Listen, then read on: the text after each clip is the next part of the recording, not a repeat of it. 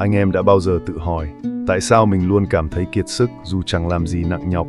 Tại sao cái giọng nói chết tiệt trong đầu luôn trực chờ để dìm anh em xuống vũng bùn của sự tự ti ngay khi anh em định vươn lên? Sự thật là, kẻ thù không nằm ở ngoài kia. Nó không phải gã sếp tồi, không phải nền kinh tế suy thoái, cũng chẳng phải những kẻ đã từng quay lưng khi anh em trắng tay. Kẻ thù thực sự đang nằm ngay giữa hai tai của anh em. Nó chính là những suy nghĩ độc hại mà anh em cho phép bén rễ và hút cạn nhựa sống của mình mỗi ngày. Đừng gọi đó là suy nghĩ quá nhiều, hãy gọi đúng tên của nó, một cuộc chiến tranh nhận thức. Và cay đắng thay, hầu hết anh em đang thua cuộc vì thậm chí còn chẳng biết mình đang chiến đấu. Sự tiêu cực không chỉ làm hỏng tâm trạng, nó đốt cháy mục đích sống, nó xé toạc kỷ luật và làm tê liệt ý chí của một người đàn ông. Nếu anh em đã chán ngấy việc làm nô lệ cho chính cái đầu của mình, hãy tỉnh dậy. Hôm nay, chúng ta sẽ không dùng những lời an ủi sáo rỗng hay những câu trích dẫn màu hồng. Chúng ta dùng lưỡi gươm của triết học khắc kỷ để cắt bỏ khối u trong tâm trí. Đây là 7 đạo luật tàn nhẫn để tái cấu trúc lại bộ não của anh em thành một pháo đài không thể lay chuyển. Nếu anh em đã sẵn sàng để lấy lại quyền kiểm soát vận mệnh, hãy ở lại. Còn nếu vẫn muốn đắm mình trong sự thương hại bản thân, hãy tắt video này đi. Đời chỉ tử tế với kẻ có giá trị, và giá trị đầu tiên của một người đàn ông là khả năng làm chủ chính mình. Luật đầu tiên, phải tấn công vào gốc rễ, tuyệt đối không vuốt ve triệu chứng. Hầu hết anh em đang sống trong một cái đầu đầy tiếng ồn mà không hề hay biết. Tâm trí anh em như một ngôi nhà đang cháy âm ỉ. Chỗ này là sự lo lắng, chỗ kia là nỗi sợ bị phán xét, góc nọ là sự tự ti vì mình còn kém cỏi. Anh em dành cả ngày để đi dập từng đám cháy nhỏ, nhưng chúng luôn quay lại. Tại sao? Vì anh em chỉ đang dập lửa mà không đi tìm kẻ đốt nhà. Khắc kỷ dạy rằng tâm trí không phải là một cơn bão ngẫu nhiên, nó là một hệ thống có quy luật. Khi anh em không dám nhìn thẳng vào quy luật đó, anh em sẽ phải chịu đựng cùng một kiểu đau khổ lặp đi lặp lại. Hãy thành thật với chính mình. Khi cái đầu của anh em thì thầm rằng anh đang bị tụt lại phía sau, đại đa số sẽ chọn cách trốn chạy, lướt điện thoại, nhậu nghe, hoặc lao vào làm việc bù đầu để quên đi cảm giác đó. Nhưng người bản lĩnh sẽ dừng lại và đào sâu xuống dưới lớp bùn nhơ đó. Tại sao tôi lại thấy mình tụt hậu? Có phải vì tôi đang so sánh mình với một kẻ vốn dĩ chẳng đi cùng con đường với tôi? Hay vì tôi đang đặt giá trị của mình vào cái nhìn khinh khỉnh của thiên hạ? Nỗi sợ bị coi thường không phải là một tính cách, nó là một gốc rễ độc hại. Nó có thể bắt đầu từ những năm tháng anh em bị vùi dập, từ cái gật đầu hững hờ của cha mẹ hay sự phản bội của bạn bè. Nếu không nhổ tận gốc, nó sẽ lớn dần lên và điều khiển mọi quyết định của anh em. Anh em nói gì, mặc gì, giấu giếm điều gì. Hãy nhớ lời Seneca, chúng ta khổ vì tưởng tượng nhiều hơn là vì thực tế. Sự đau khổ của anh em phần lớn là một vòng lặp do chính anh em tạo ra vì không dám đối diện với sự thật nghiệt ngã ở bên dưới. Nhìn vào thực tế đi, anh em đang cố bảo vệ cái sĩ diện hão đó để làm gì, khi mà túi tiền rỗng tuếch và tương lai mịt mờ như khói thuốc vỉa hè. Cái nhục lớn nhất của đàn ông không phải là bị kẻ khác khinh, mà là tự mình lừa dối mình. Anh em định mang lòng tự trọng rách nát đó đi đổi lấy sự tử tế của kẻ mạnh à? Tỉnh lại đi, đời chỉ tử tế với kẻ có giá trị. Nếu anh em cứ tiếp tục vuốt ve những triệu chứng của sự thất bại bằng cách đổ lỗi cho số phận, thì anh em đang tự đào huyệt chôn vùi bản lĩnh của chính mình. Cúi đầu trước thực tế không phải là nhục, cái nhục là cố ngẩng cao đầu khi đôi chân đang đứng trên vũng bùn của sự yếu hèn. Tiếp theo, hãy học cách làm chủ góc nhìn hoặc bị góc nhìn điều khiển. Cuộc đời này thường xuyên vả vào mặt anh em những cú đau điếng, bị người yêu bỏ, bị sếp sa thải, hoặc một kế hoạch tâm huyết đổ bể hoàn toàn. Ngay lập tức, cái tôi hèn nhát trong anh em sẽ nhảy ra để giải thích. Nó sẽ nói mày là kẻ thất bại, mày không đủ giỏi, đời này bạc bẽo. Nhưng hãy nhớ lấy, bộ não của anh em không chỉ ghi lại sự kiện, nó đang gán ý nghĩa cho sự kiện đó. Và cái ý nghĩa đó chính là thực tại của anh em. Sự đau đớn là điều không thể tránh khỏi, nhưng sự đau khổ là một lựa chọn. Cùng một biến cố mất việc, kẻ yếu hèn sẽ suy sụp và nghĩ rằng đời mình chấm hết. Người có nội lực khắc kỷ sẽ nhìn đó như một cú đẩy cần thiết để thoát khỏi vùng an toàn bấy lâu nay. Sự kiện giống nhau, nhưng khung hình khác nhau sẽ thay đổi toàn bộ kết quả. Epictetus đã nhắc nhở chúng ta, người ta không bị xáo động bởi sự vật, mà bởi quan điểm của họ về sự vật đó. Đừng cố gắng thay đổi thế giới bên ngoài vì anh em không có quyền năng đó. Hãy thay đổi cái lăng kính mà anh em dùng để nhìn đời. Thay vì hỏi tại sao chuyện này lại xảy đến với tôi, hãy hỏi tôi có thể học được gì từ sự khốn nạn này. Khi anh em đặt ra một câu hỏi mạnh mẽ hơn, anh em sẽ xây dựng được một tâm trí sắt đá hơn. Đừng để nỗi sợ hay những tổn thương cũ viết tiếp kịch bản đời mình. Hãy cầm lấy cây bút và tự mình định nghĩa lại mọi thất bại thành một bài tập rèn luyện. Anh em định sống mãi trong cái kịch bản nạn nhân đó à? Cái nhếch mép của gã bạn cũ trong buổi họp lớp, hay tiếng thở dài của vợ mỗi khi nhìn vào hóa đơn tiền điện, tất cả đều là bài kiểm tra cho bản lĩnh của anh em. Nếu anh em nhìn nó bằng con mắt của kẻ bại trận, nó sẽ nghiền nát anh em.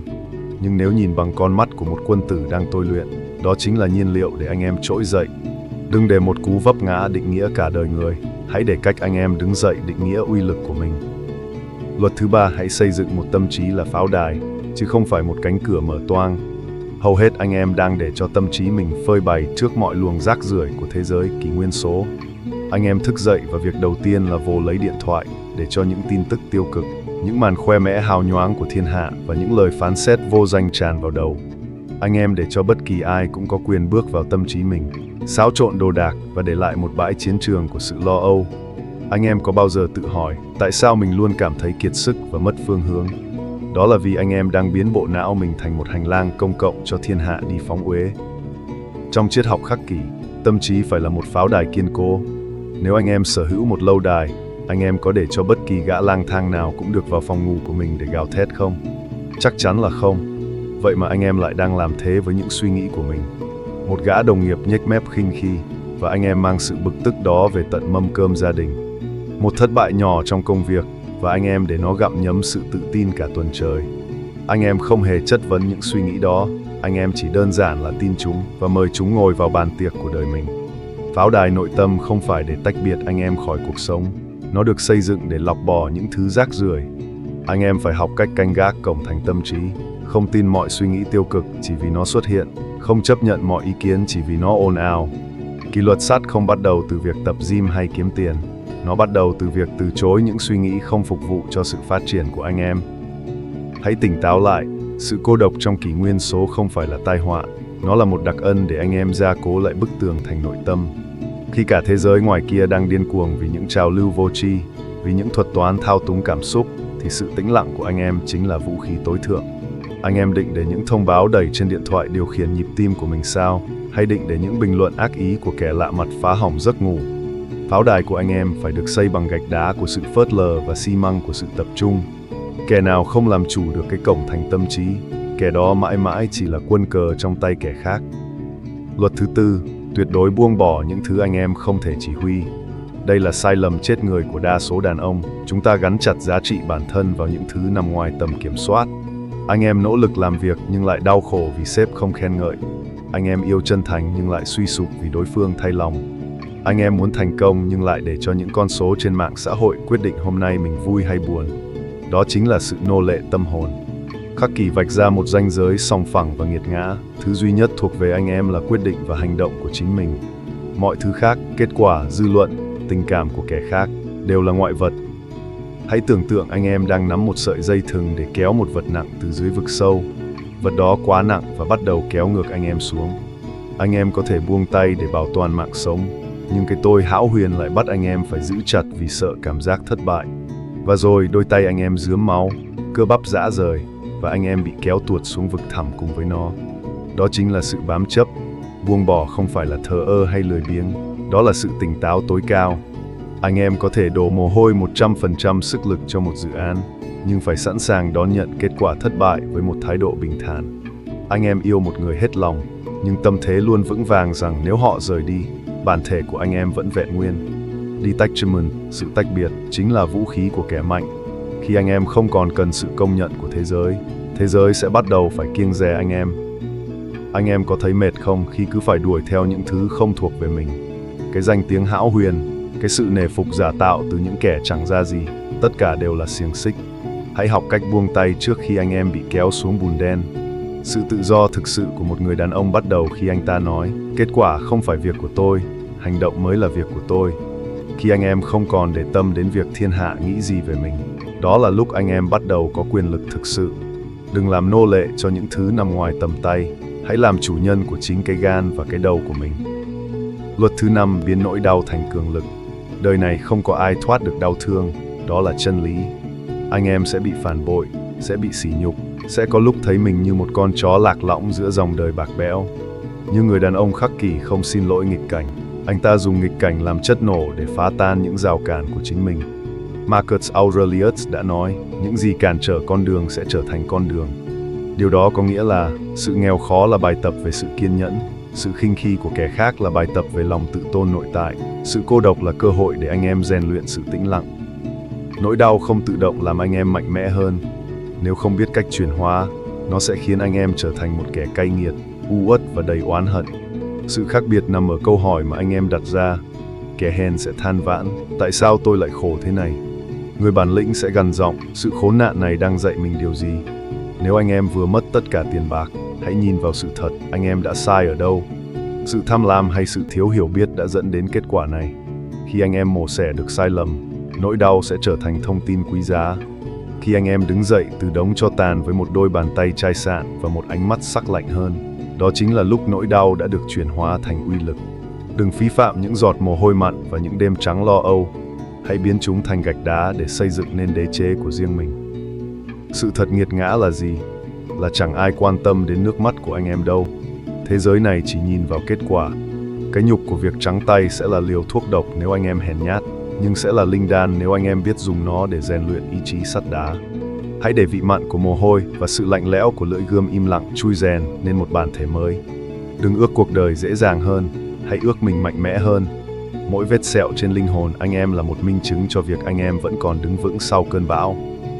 Luật thứ 6, hãy để sự im lặng trở thành siêu năng lực của anh em.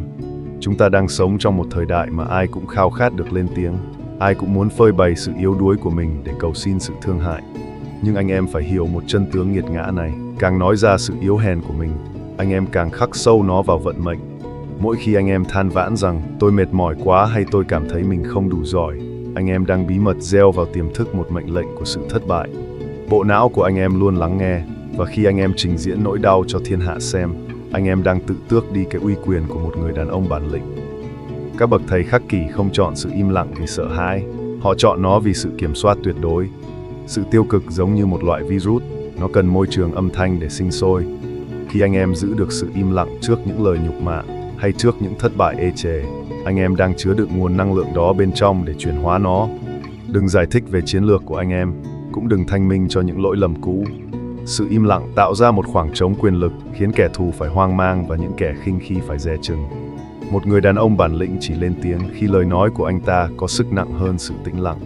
Hãy nhớ rằng, những kẻ ồn ào nhất thường là những kẻ rỗng tuếch nhất, còn kẻ đứng vững trong sự im lặng giữa cơn bão chính là kẻ làm chủ cuộc chơi.